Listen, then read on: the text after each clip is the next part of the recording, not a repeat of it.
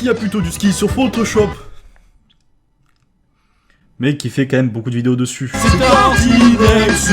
Bien le bonsoir YouTube, c'est Tartin et j'espère que tu vas bien aujourd'hui. Il y a un peu plus d'un mois, je vous avais parlé des peintures classiques qu'on pouvait intégrer dans la vraie vie, grâce à Photoshop. J'ai vu que la variante de ce concept vous a beaucoup plu et c'est pour ça que je vous dis, allez, une deuxième vidéo dessus. Sauf que cette fois-ci, on va pas parler du classicisme, on va s'attaquer à un autre mouvement dans la peinture, je parle bien sûr de l'art abstrait.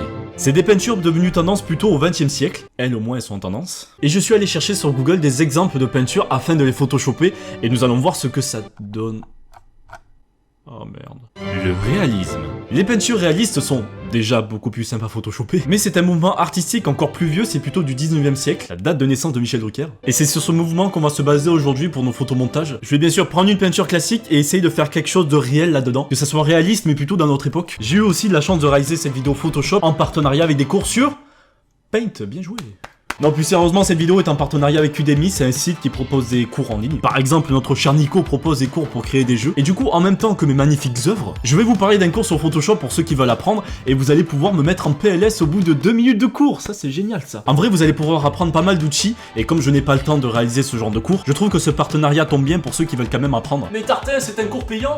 Très jolie casquette. Évidemment, c'est un cours payant, c'est aux alentours des 15 € il me semble, pour 11 heures de cours quand même. C'est dans la description et je pense qu'il y a même une offre pour les nouveaux inscrits. Bref, maintenant passons à nos peintures. Et d'ailleurs, je vous parlerai de ça à la fin de la vidéo. Bon, déjà, je suis allé faire mes recherches un peu sur les peintures et je suis tombé sur cette tête, mais directement, je sais quoi en faire. Ah bah attends, j'ai déjà cherché une meilleure qualité d'image, ça serait cool. Vous voyez où je veux en venir? Vous voyez, il a une tête à être youtubeur, à faire des miniatures putaclic, regarde ça. Par contre, on va passer maintenant au détourage, là ça va être un peu plus compliqué. Ah mais de toute façon, c'est une miniature putaclic, y a pas besoin de faire un bon détourage, ça sert à rien. Les gens ils regardent pas la qualité en 2018.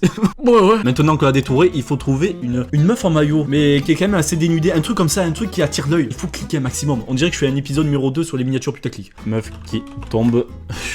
J'écris ça mais n'importe comment en plus. Qu'est-ce qu'on a? Oh putain, génial. Ah non, mais je pourrais pas trouver mieux. Voilà, ici à peu près. Ah, attention, j'ai pas envie non plus que je montre l'auteur de la photo. Bah oui, parce qu'on vole du contenu. Hein. Voilà, on le place juste à côté parce qu'il est quand même très impressionné de voir cette fille. On voit plutôt bien son fessier en train de tomber. Et là, bien sûr, il faut rajouter le contour blanc. Le contour blanc, il faut bien épais par contre. Hein. Voilà, pour que ça se voit bien. Maintenant, vous savez très bien ce qu'il faut. La flèche rouge. Ici, voilà, au niveau du fessier, c'est quand même très important de voir ça. Attends, j'ai envie de tester quelque part. Est-ce qu'on irait mettre cette miniature sur une des vidéos de Code for Lad? Où est-ce que je pourrais trouver un titre sympa par rapport à ces miniatures? Attends, cette fille s'est mise à pleurer après avoir vu son copain de là. Ok, bah ça va très bien, ça peut aller avec n'importe quoi. S'il y a marqué fille dans le titre, c'est bon. On voit aucune différence. C'était un peu cliché, c'était simple à faire. Passons à une deuxième œuvre. Attends. Oh putain, mais pourquoi j'ai des idées comme ça? Attends, je vais vous montrer ça sur Photoshop, ça va être très simple. Nous allons faire un petit coup de masque vectoriel pour pouvoir la détourer parce que c'est un peu chiant de faire l'assaut. D'ailleurs, comme j'ai extrêmement la flemme de vous l'expliquer, il y a bien sûr le cours que je vous ai parlé en début de vidéo qui explique comment faire ce genre de masque. Mais vous allez voir, c'est assez simple à faire. Voilà, je vais essayer du coup retrouver la catégorie masque vectoriel dans le cours. Au début, bien sûr, c'est que des trucs basiques pour comment se servir de Photoshop pour ceux qui savent vraiment pas. Mais après, c'est plus détaillé. Et là, par exemple, les masques vectoriels, c'est là, voilà, les masques vectoriels. Et attends, faut trouver maintenant la sous-catégorie qui m'intéresse. Ça serait, ah voilà, créer de petits photomontages. Exactement ce que je veux faire, je pense. Maintenant que vous savez détourer et créer des calques sur fond transparent, n'hésitez pas à vous amuser, à commencer à faire des mélanges. On pourrait notamment reprendre ici cette image et puis ajouter un autre ciel à la place. Merci Antoine. Et même à la fin du cours, vous pouvez cocher, ça va permettre de voir votre avancement et c'est ce que je n'ai pas fait sur les autres cours, donc je vais vite cocher. Ça se trouve, il y en a qui savent déjà ce que je vais faire. Je vais prendre juste les bras et je vais enlever ce sorte de seau là qu'elle a dans les mains. Voilà, si on la place ici, elle dab. Ah mais elle passerait super bien sur cette photo. J'ai réussi à commencer avec une miniature putaclic et un dab. Cette vidéo commencerait très mal. Attends, je vais me rattraper. Oh, cette peinture est plutôt pas mal. J'ai trouvé une idée sur cette peinture. Oh putain, mais si j'arrive à la faire, ça va être un peu long quand même. Là, vous voyez ce monsieur là, juste ici. Et on dirait qu'il répare quelque chose. Et le pire, c'est de l'autre. Il a une roue dans les mains. On s'en fout de ce qu'il a, s'il a des gravats ou quoi dans les mains. Non, il a une roue dans les mains. Ils sont en train de changer une roue. Et je sais, j'ai des idées mais bizarres. C'est pour ça qu'on va les mettre sur Photoshop. On va faire exactement la même technique du masque vectoriel. Par contre, ça va être très très long. Allez, petite musique.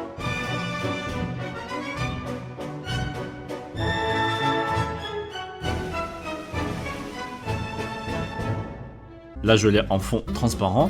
Et nous allons maintenant chercher la photo de la voiture sans les roues, si possible. Parce que j'ai la flemme de l'enlever quand même. Putain, mais j'y crois pas, il y a même des copyrights pour des photos comme ça. Oh, celle-là, elle est nickel. Hop, toi, viens par là. On va te rajouter juste sur la photo. Ça va être génial. On va faire passer ses mains juste en dessous. Je sais pas du tout ce que c'est au-dessus de la roue, mais on va faire passer ses mains juste en dessous. Un peu comme s'il le retenait avec un bâton. On va enlever le marteau, on va faire genre qu'il y a un bâton. Maintenant, on va choper son pote qui n'est pas là. Ah merde.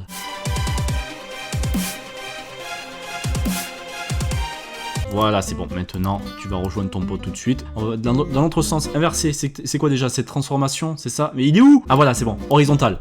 Non, merde, c'est pas ça. Horizontal.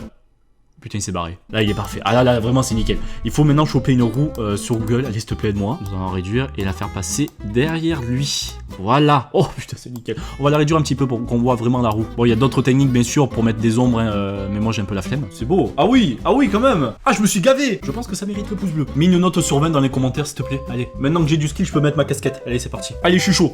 On enchaîne direct. Cette peinture, elle me fait rire. Regardez, on dirait vraiment une réunion entre le père et le fils. Le père qui doit expliquer comment ça se passe, la vie sexuelle à son enfant. Moi, j'ai envie de rajouter un peu de réalisme sur cette peinture. Là, par exemple, le père, il a l'air d'avoir quelque chose dans la main. Un magazine un peu compromettant. Que le fils, tu vois, quand tu le trouves dans la chambre du fils, tu dis, qu'est-ce que tu fais avec ça? Tu sais, ça, c'est des conneries. Wow. Oh la vache. Ouais, ben confisqué, un papa va le garder, hein. Allez, c'est parti. Y'a quoi déjà comme magazine? Oh putain, oh, il y a des souvenirs qui reviennent. Playboy, entrevue, tous les trucs comme ça. Mais quand on était petit et qu'on passait au bureau de tabac, t'avais toujours un petit œil qui passait et qui regardait ce genre de magazine. Nous allons chercher des entrevues. Waouh, putain, la démonétisation, super. Il y a un truc qui me fait rire quand même. Je prends un magazine entrevue complètement au hasard sur internet. Deux filles à moitié à poil, bien sûr. Et là, qui on voit tout à gauche?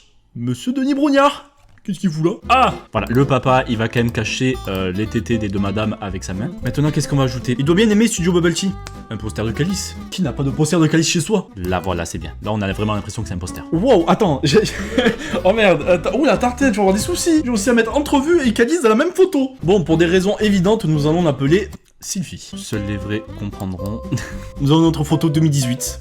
C'est parfait, tout est parfait. Ça me fait penser à quelque chose, un peu comme si la grand-mère expliquait Attends, je vais mettre ça directement sur Photoshop. Là tu vois, la grand-mère elle est en train d'apprendre le tricot, ça c'était l'ancien temps. On est en 2018, mais 2088 arrivera très très vite. Qu'est-ce qu'on va prendre à nos petits-enfants? Les jeux vidéo, les bonnes vieilles consoles. On peut partir par exemple sur une bonne Game Boy Color. Oui, vous avez raison, la Game Boy c'est quand même vieux à notre époque. Alors imagine dans 70 ans, la mamie pourrait lui faire découvrir la Switch. On va s'imaginer quand même dans 70 ans. Regardez, je vais juste mettre la Switch là, voilà, on va lui mettre entre ses mains. On va lui détourer aussi la main pour qu'elle passe au-dessus. Et on va voir à 70 ans aussi que Nintendo n'a pas changé leur putain de clapet qui sert à rien. Et voilà. Oh putain, c'est beau. La grand-mère qui explique comment jouer à la Switch. Ça donne une belle image quand même, je trouve. Dès à présent, tu peux mettre le petit pouce bleu si ce genre de vidéo t'a plu. Comme d'habitude, c'est cool de mélanger histoire, peinture et Photoshop. Vous pouvez vous abonner tout de suite à la chaîne. Attention, regardez, cliquez sur ce magnifique bouton. Abonnez-vous et activez la cloche. Aussi, par rapport à ça, je lance ma marque de casquette du coup. Dites-moi ce que vous en pensez du design dans les commentaires. Et comme je suis ce week-end à la Polymanga en Suisse, je ferai des préventes de ces casquettes en grise, des éditions vraiment spéciales et limitées en Suisse. Donc c'est pour ça, n'hésitez pas à passer à mon stand de dédicace.